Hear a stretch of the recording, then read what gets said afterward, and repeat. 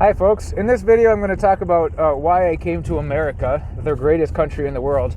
In another video later I'm going to talk about some specific reasons as to why I left Ecuador. So it's going to be sort of two parts, because some of my commenters on previous videos were asking, like, they were watching my videos for years, making videos of my permaculture homestead in Ecuador, and then all of a sudden I'm making videos in Arkansas with no explanation whatsoever.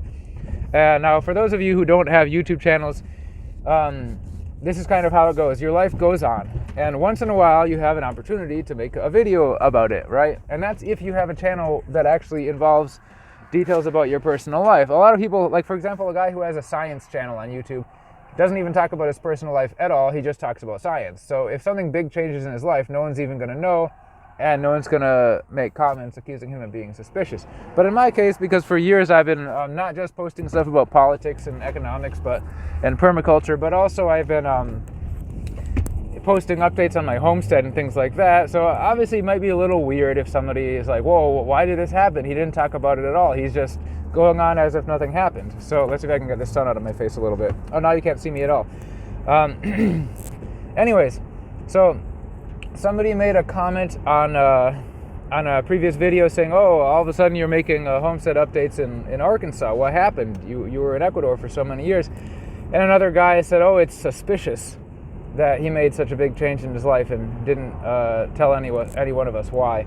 So, and he also said, oh, it's suspicious that Kevin who was with down there in Ecuador also. He's like, oh, he also left and didn't tell anyone why and deleted all of his YouTube videos, right? So I don't want to speak on Kevin, because Kevin's Kevin, it's his own business. But just FYI, Kevin didn't leave. He's still in Ecuador. He's still very much living there. As far as I know, again, I don't want to speak for Kevin. To the best of my knowledge, as far as I know, I think the main reason that Kevin deleted all his YouTube videos is because he doesn't really agree with a lot of the things that he taught in them. And in my opinion, that's a sign of maturity. If you teach things in the past, if you give people advice and later on you find that, oh, maybe that wasn't quite right, or maybe this advice actually is kind of harmful or whatever, through years of experience you find out that maybe you were wrong, you should actually make sure that you're not dispensing that information anymore. And a lot of gurus do not do that. They'll keep preaching the same thing for 20 years, even if they've been proven wrong over and over again. So I think it's a positive thing that Kevin made whatever decision he felt was right regarding his YouTube videos. And it would be great if he continued making YouTube videos, because he's a great guy and he's very smart, but for whatever reason he just doesn't really want to anymore. Part of that is because YouTube just doesn't pay anything like what it used to. So now you'll notice my channel isn't monetized. I don't really care. I just make videos because it's fun and I want to get the word out there. So for me, YouTube pays nothing, and it doesn't matter because I didn't even monetize my channel. If I did, they would demonetize all my videos anyways. They used to do that with half my videos back when it was monetized. Anyway, so in regards to the suspicion comment, there was no one big suspicious thing that caused me to leave Ecuador and come to the United States. There were actually just a lot of smaller things that, again, I'll talk about in a future video. Now I mainly want to talk about why I came to the United States again after 9 years in Ecuador, and why it is in fact the greatest country in the world, right? So America has a lot of good things going for it, but there's also a lot of bad things going for it. And I didn't come to just any old place in America. I specifically came to the Ozarks, and I was specifically zeroing in on northern Arkansas and southern Missouri, right? Those are great locations. And there are a lot of other places in the United States that I really wouldn't want to go to. States with similar types of legal environments and demographics would be like, for example, Montana and maybe Maine, but those states are very, very cold. So there are a lot of factors that went into me deciding to come to this area, including signs that I received that I think were pretty clear to me that I needed to come to this area. So one of the things that it's a very stereotypically American thing to say, but the gun laws in these states are great. A few years ago, actually a number of states were passing constitutional carry laws in response to federal government overreach in terms of gun legislation. So in states like Arkansas and Missouri, you can go into a gun shop and you can buy a gun without a background check, without a bunch of paperwork. All you have to do, you show your ID. They ask you if you're a felon, you say no. and you can buy your gun. And private party sales, you don't even need to do that. You can simply exchange a gun for cash. And there are some limitations. Obviously, you can't own fully automatic weapons unless you're a licensed dealer with a certain... Anyways, there's regulations, of course, but it's much freer and simpler. Another thing, in addition to the gun laws, there's excellent self-defense laws. It really is terrible to be in a place where you don't have the right to self-defense. And even in some U.S. states, yeah, they say you have the right to self-defense, but in my opinion, if the law says you have a duty to retreat, you don't really have the right to self-defense, because the duty to retreat is something I was researching when I was looking at different states, and that's basically related to what they call castle doctrine and stand your ground law. Basically, the duty to retreat is if someone attacks you and you defend yourself, and for some reason you end up in court for it, it's basically up to a judge or jury to decide whether or not you had the right to self-defense based on whether you had the opportunity to retreat and didn't take it. Now, obviously, that's a very subjective thing. There could be an instance where maybe you did have the opportunity to run away, but the person would have overtaken you quickly and killed you, or the person had a gun and would have just shot you. There's all kinds of situations where, and there's also the fact that you don't have time to judge in that situation. You shouldn't go to jail. If somebody else attacks you, they're already putting their fate in your hands. And in my opinion, you can do whatever you need to do to defend yourself. So that's why not having the duty to retreat legally is very important. Any state in the U.S. or any country that imposes upon you the duty to retreat, which is, again, subjective, some judge and jury is going to decide whether or not you had whether or not you had the opportunity to retreat, even if you really didn't, right? And obviously that's racially motivated as well. If states have duty to retreat imposed upon you, you do not really have the right to self-defense, right? So that's that. That's another thing. Homeschooling laws is another important one. There are a lot of people don't realize there's a lot of U.S. states where, oh, I better go faster. There's this tractor trailer right behind me. He's like, oh, this guy's going 2 miles an hour under the speed limit. Actually, I'm going 6 over, so I don't know why he's carrying. Anyways, no, I'm going 2 under. So homeschooling laws, there are some U.S. states where mandatory vaccination is required for homeschoolers. There are some where you have to register your curriculum. There are even some where you have to teach a specific curriculum, and that sort of defeats one of the most important points of homeschooling, which is to avoid the terrible public school curriculum, right? So the homeschooling laws are great in both Arkansas and Missouri and a few other states.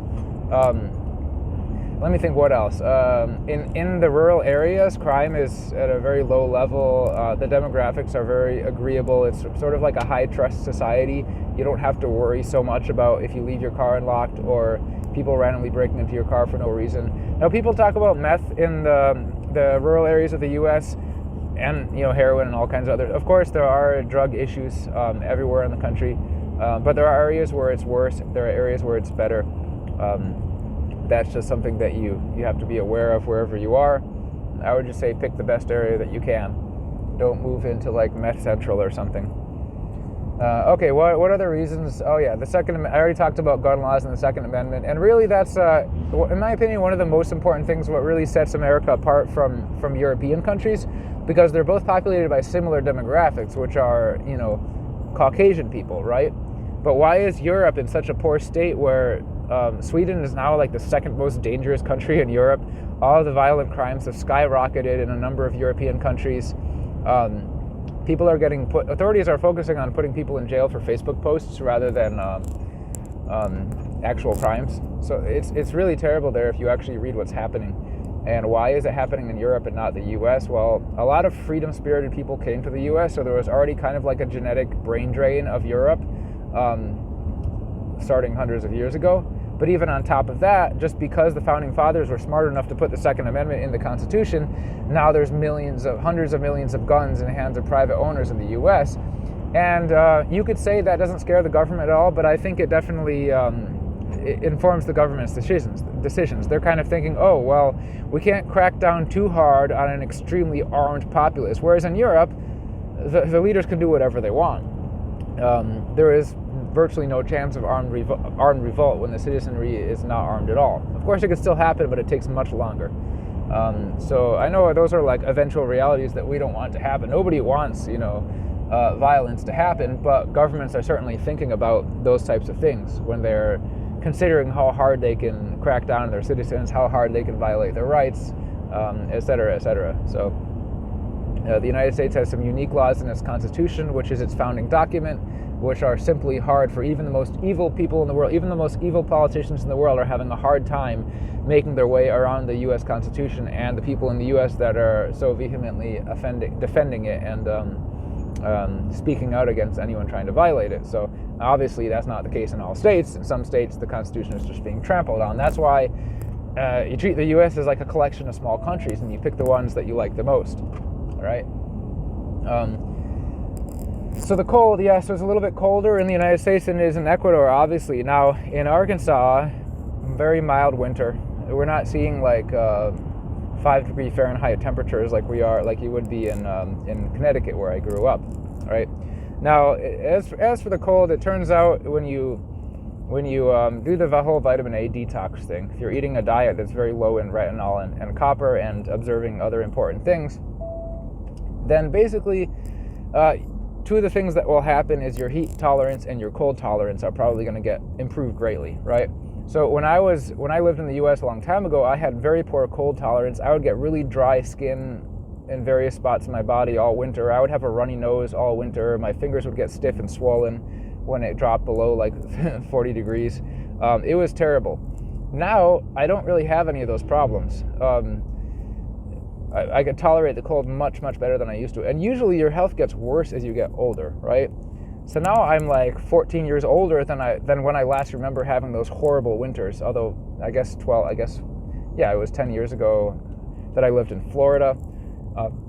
And 11 years ago I lived in Connecticut. That was the last time I was in Connecticut. So yeah, normally your health gets worse as you get older. In my case, a lot of things in the past few years since I started following the vitamin A detox concepts, my health has gotten much better. So when I was in Ecuador, one of the things I noticed pretty quickly was that my heat tolerance increased. So when we would have intense heat days where the sun, the equatorial sun, which is very intense because it's shining directly at the earth, there's almost 0 degrees of deflection from the atmosphere because you're at the equator, very intense sun, and oftentimes it can feel fairly unbearable, and it got much better for me. All of a sudden I was kind of impervious to the heat, you know.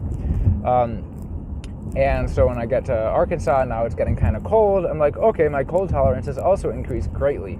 And it's really refreshing because most people I know, their health is really getting worse as they get older, and everything kind of slowly slips backwards, and you get worse and worse gradually over the years, and it's kind of depressing, and you just learn to deal with it, right? And obviously that's always going to happen unless you become immortal, but it's good if it doesn't happen as fast. It's good if you can reverse some of the things that shouldn't be happening. Like when I was like 22 years old, I shouldn't have been having those ridiculous problems with the cold. So anyways, enough about that. I'm trying to think if there's any other things I should mention about why I came to this area of the U.S. So I mentioned the gun laws, the homeschooling laws, the self-defense laws, the demographics, and generally the culture here. Most of the people here are conservative. It's rare to find what you would call a shitlib. It's kind of like a rare creature in this area. There certainly are occasionally them, but they're very, very rare here.